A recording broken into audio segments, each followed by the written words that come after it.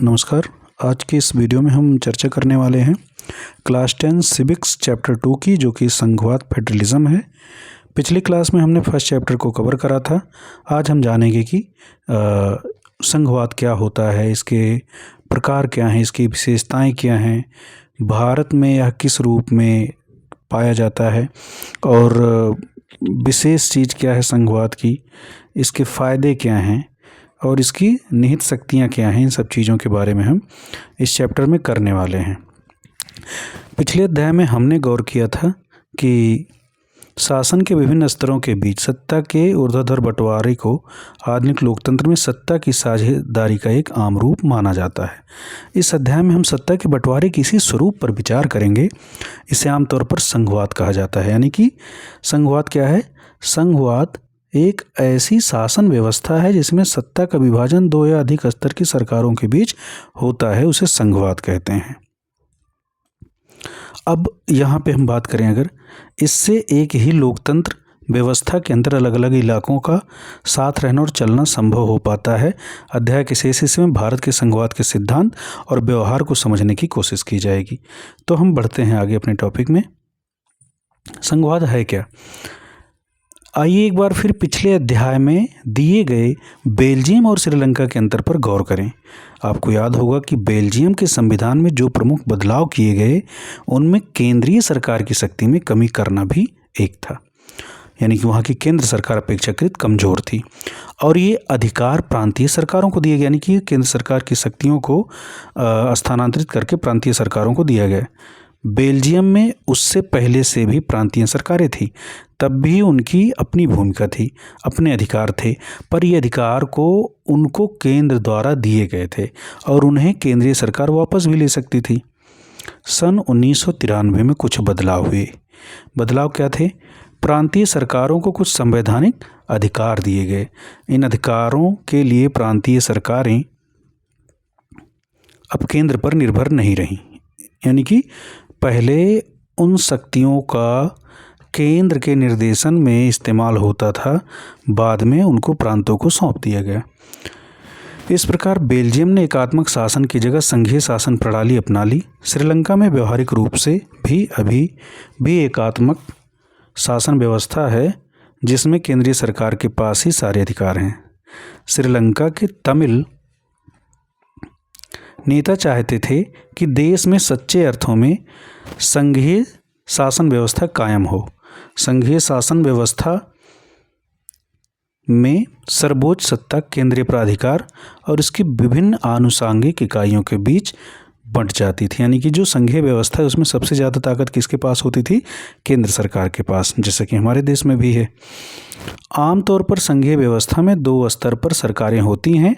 इनमें एक सरकार पूरे देश के लिए होती है, जिसे राष्ट्रीय महत्व के, जिसके जिम्मे राष्ट्रीय महत्व के विषय होते हैं और उन विषयों पर उनको कानून बनाना, उनके माध्यम से शासन करना और देश को चलाना शामिल होता है।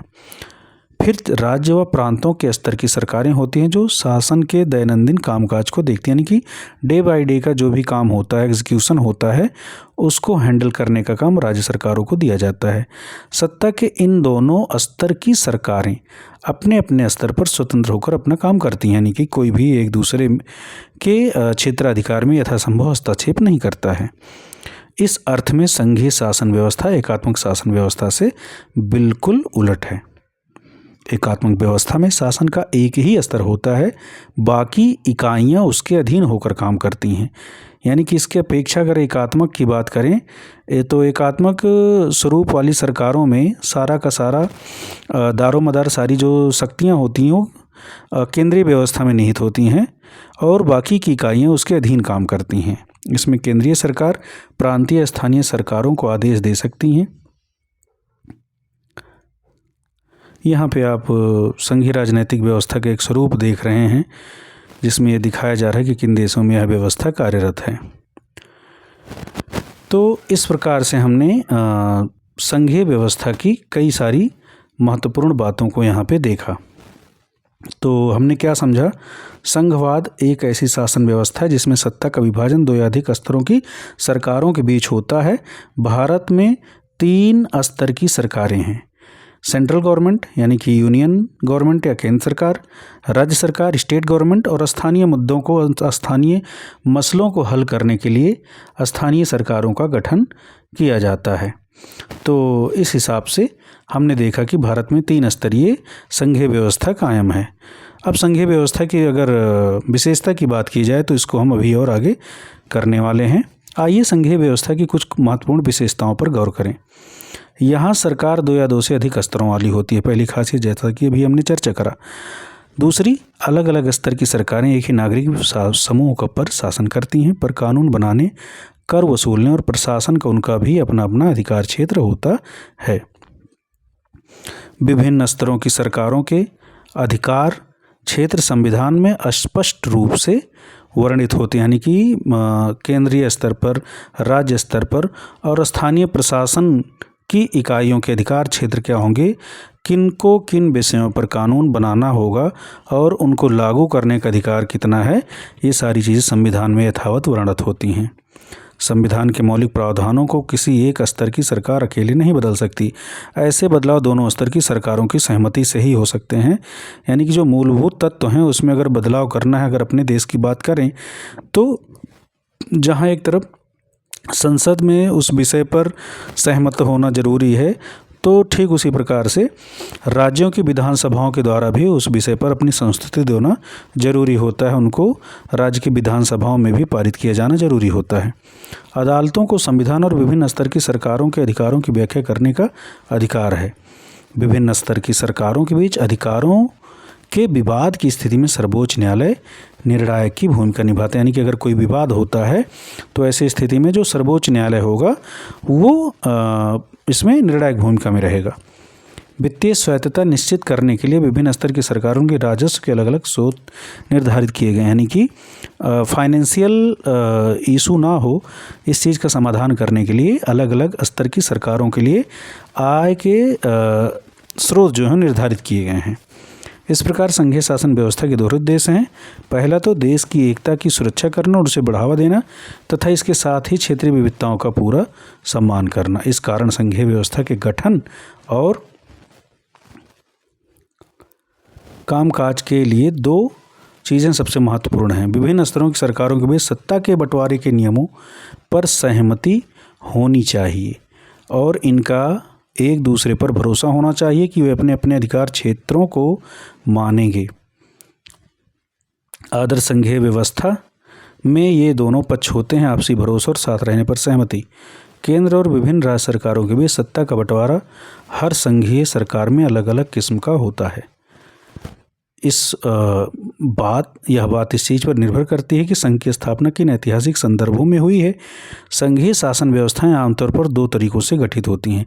पहला तरीका है कि 2 या 2 से अधिक स्वतंत्र राष्ट्रों को साथ लाकर एक बड़ी इकाई का गठित करने का, और इनमें दोनों स्वतंत्र राष्ट्र अपनी अपनी संप्रभुता को साथ करते हैं, अपनी अलग अलग पहचान को भी बनाए रखते हैं और अपनी सुरक्षा और खुशहाली बढ़ाने का रास्ता अख्तियार करते हैं। साथ आकर संघ बनाने के उदाहरण हैं संयुक्त राज्य अमेरिका, स्विट्जरलैंड और ऑस्ट्रेलिया वगैरह।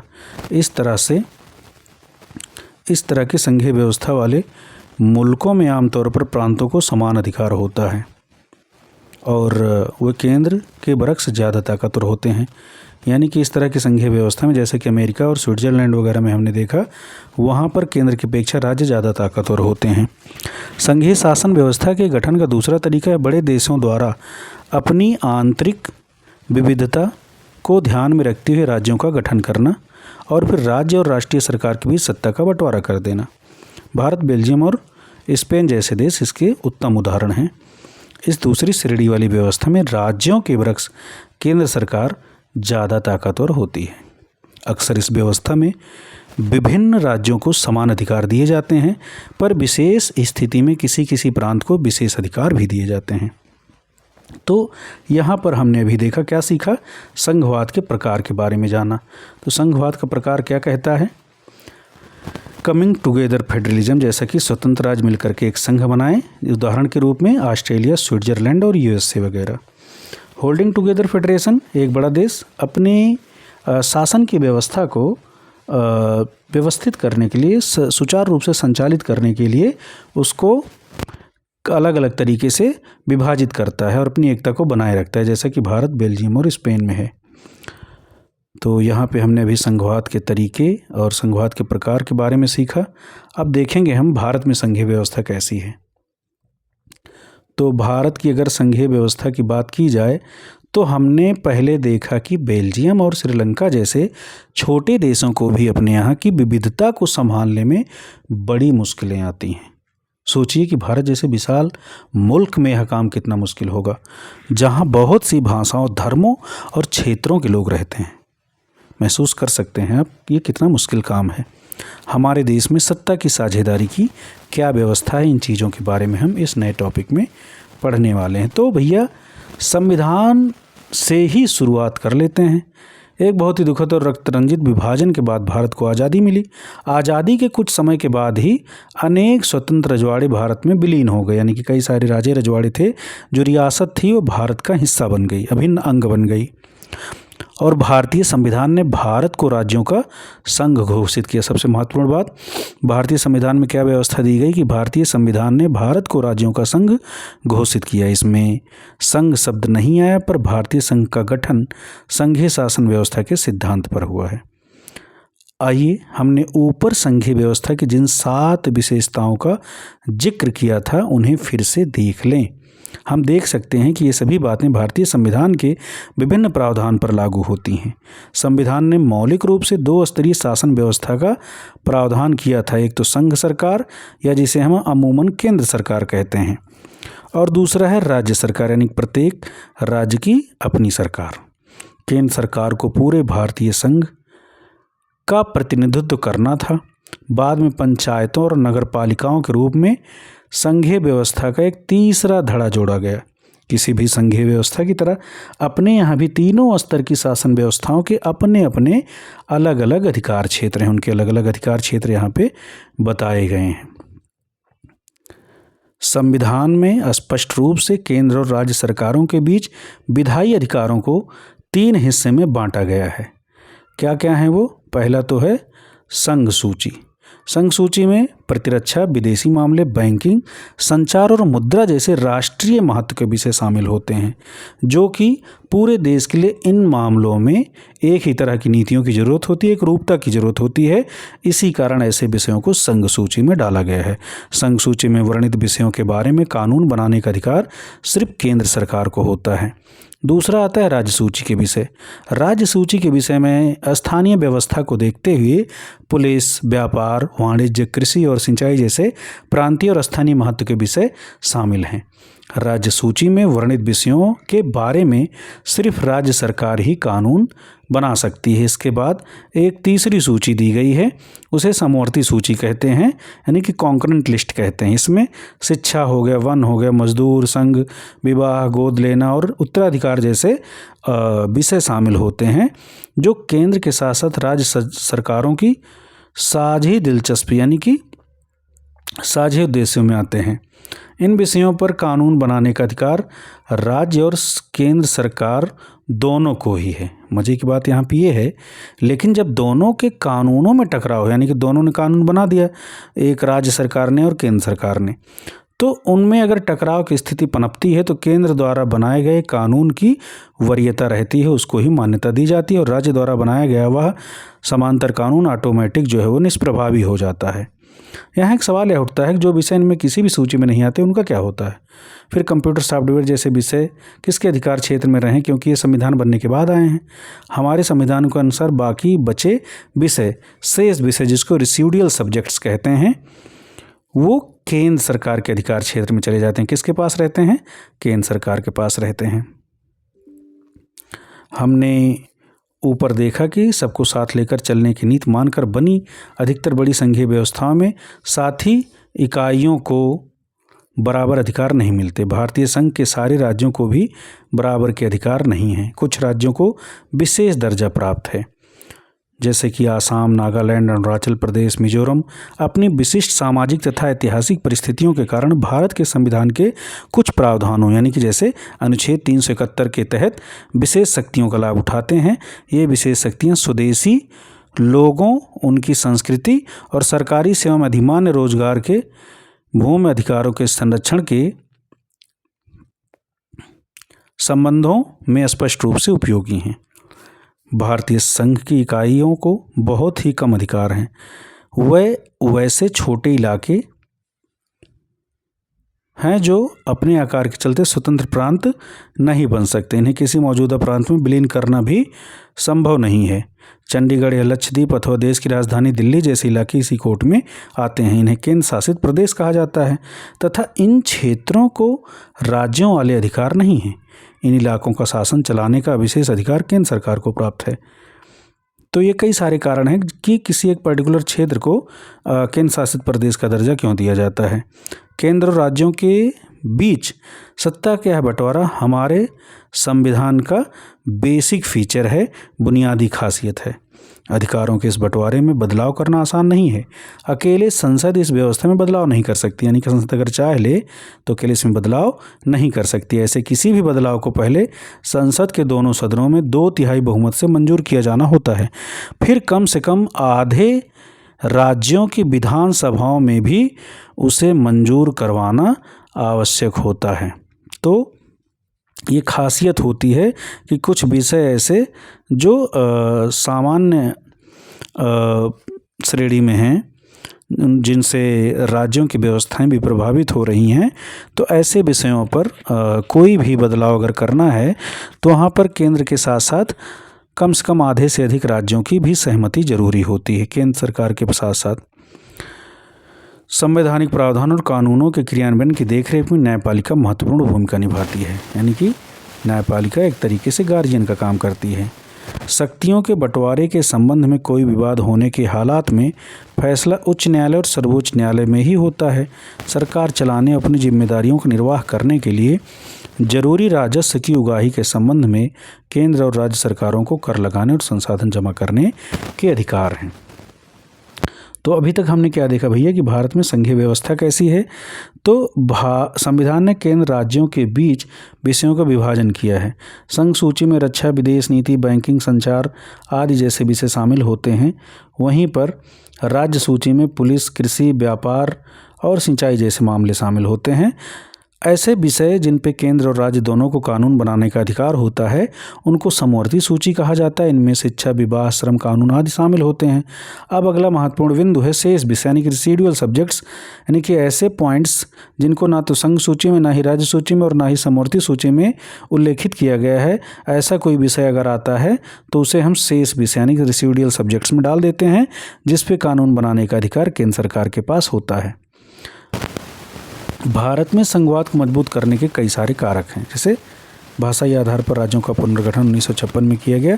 ऐसे तमाम सारे पॉइंट्स को भी हम आगे के टॉपिक्स में चर्चा करने वाले हैं। संघीय व्यवस्था कैसे चलती है, अब आगे है संघीय व्यवस्था किस प्रकार काम करती है। संघीय व्यवस्था के कारगर कामकाज के लिए संवैधानिक प्रावधान जरूरी हैं, पर इतना ही पर्याप्त नहीं है। अगर भारत में संघीय शासन व्यवस्था कारगर हुई तो इसका कारण सिर्फ संवैधानिक प्रावधानों भर का ही होना नहीं है।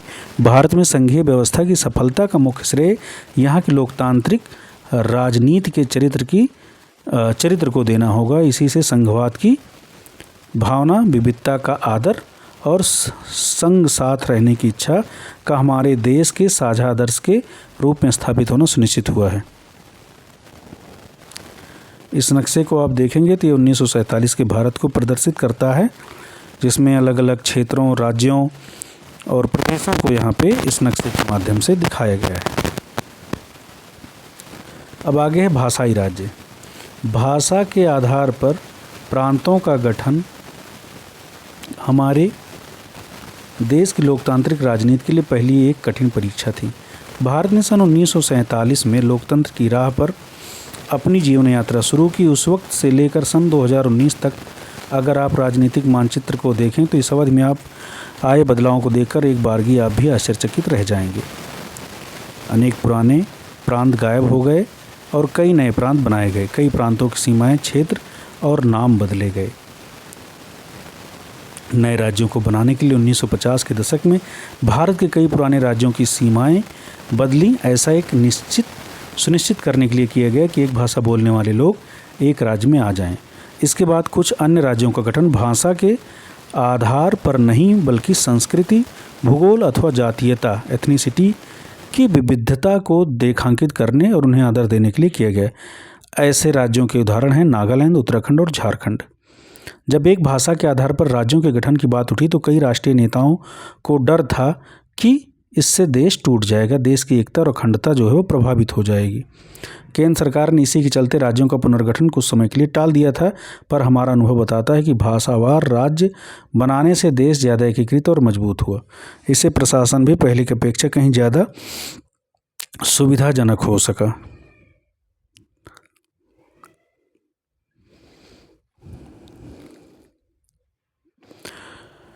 तो भारत में संघवाद को मजबूत करने वाले कारकों की अगर बात की जाए तो भाषाई आधार पर राज्यों का पुनर्गठन 1956 और उसके बाद में किया गया। कुछ राज्यों को विशेष अधिकार दिए गए जैसे कि नागालैंड, मिजोरम वगैरह। गठबंधन सरकारों के दौर में राज्यों की भूमिका बढ़ी। केंद्र और राज्यों के बीच राजस्व के बंटवारे के बारे में भी यहाँ पर बात की गई। भाषा नीति की अगर बात की जाए तो भारत के संघीय ढांचे की दूसरी परीक्षा भाषा नीति को लेकर के हुई। हमारे संविधान में किसी एक भाषा को राष्ट्रभाषा का दर्जा नहीं दिया गया। हिंदी को राजभाषा माना गया, पर हिंदी सिर्फ 40% भारतीयों की मातृभाषा है, इसलिए अन्य भाषाओं के संरक्षण के अनेक दूसरे उपाय किए गए। संविधान में हिंदी के अलावा अन्य 22 भाषाओं को अनुसूचित भाषा का दर्जा दिया गया है। केंद्र सरकार के किसी पद का उम्मीदवार इनमें से किसी एक भाषा में परीक्षा दे सकता है, बशर्ते उम्मीदवार उनको विकल्प रूप में चुने। राज्यों की भी अपनी राजभाषाएं हैं। राज्यों का अपना अधिकांश काम अपनी राजभाषा में ही होता है। श्रीलंका के ठीक उलट हमारे देश के नेताओं ने हिंदी के उपयोग को बढ़ावा देने के मामले में बहुत सावधानी भरा व्यवहार किया। संविधान के अनुसार सरकारी कामकाज की भाषा के तौर पर अंग्रेजी का प्रयोग 1965 में बंद हो जाना चाहिए था, पर अनेक गैर हिंदी भाषाई प्रदेशों ने मांग की कि अंग्रेजी का प्रयोग जारी रखा जाए। तमिलनाडु में तो इस मांग ने उग्र रूप ले लिया था। केंद्र सरकार ने हिंदी के साथ साथ अंग्रेजी को राजकीय कामों में प्रयोग की अनुमति देकर इस विवाद को सुलझाया है। अनेक लोगों का मानना था कि इस समाधान से अंग्रेजी भाषी अभिजन को लाभ पहुँचेगा। राजभाषा के रूप में हिंदी को बढ़ावा देने का मतलब यह नहीं कि केंद्र सरकार उन राज्यों पर भी हिंदी थोप सकती है जहां लोग कोई और भाषा बोलते हैं। भारतीय राजनेताओं ने इस मामले में जो लचीला रुख अपनाया, उसी से हम श्रीलंका जैसी स्थिति में पहुंचने से बच गए। अब केंद्र राज्य संबंध की अगर बात की जाए तो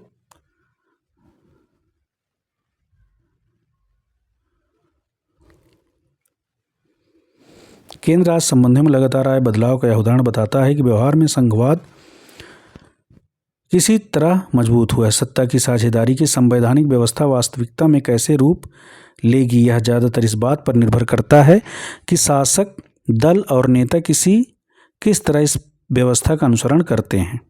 काफ़ी समय तक हमारे यहाँ एक ही पार्टी का केंद्र और अधिकांश राज्यों में शासन रहा।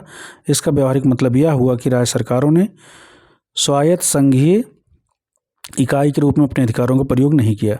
जब केंद्र और राज्य अलग अलग दलों की सरकारें रहीं तो केंद्र सरकार ने राज्यों के अधिकारों की अनदेखी करने की कोशिश की। उन दिनों केंद्र सरकार अक्सर संवैधानिक प्रावधानों का दुरुपयोग करके विपक्षी दलों की राज्य सरकारों को भंग कर देती थी। यह संघवाद की भावना के प्रतिकूल काम था। 1990 के बाद से स्थिति काफ़ी बदल गई। इस अवधि में देश के अनेक राज्यों में क्षेत्रीय दलों का उदय हुआ। यही दौर केंद्र में गठबंधन की सरकार की शुरुआत का समय था। किसी एक दल को लोकसभा में स्पष्ट बहुमत नहीं मिला, इसलिए प्रमुख राष्ट्रीय पार्टियों को क्षेत्रीय दलों समेत अनेक पार्टियों का गठबंधन बनाकर सरकार बनानी पड़ी। इससे सत्ता में साझेदारी और राज्य सरकारों की स्वायत्तता का आदर करने की नई संस्कृति पनपी। इस प्रवृत्ति को सुप्रीम कोर्ट के एक बड़े फैसले से भी बल मिला। इस फैसले के कारण राज्य सरकार को अनूठे ढंग से भंग करना केंद्र सरकार के लिए मुश्किल हो गया। इस प्रकार आज संघीय व्यवस्था के तहत सत्ता की साझेदारी संविधान लागू होने के तत्काल बाद वाले दौर की तुलना में ज़्यादा प्रभावी है।